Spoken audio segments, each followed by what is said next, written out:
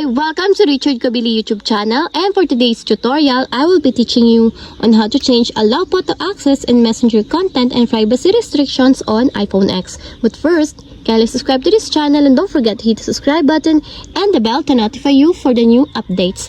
And let's start! Using your iPhone X from your home screen first, go to Settings.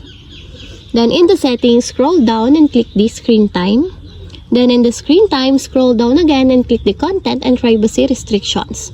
Then after that, in the content and privacy restrictions, scroll down and go to privacy sections, then click the photos.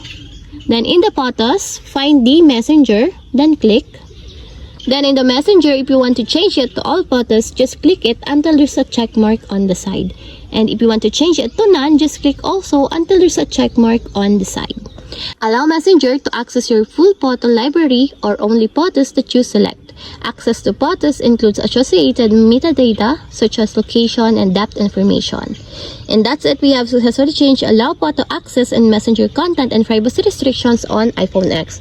If you have a question, kindly comment down below and don't forget to hit the subscribe button and the bell to notify you for the new updates. And thank you for watching!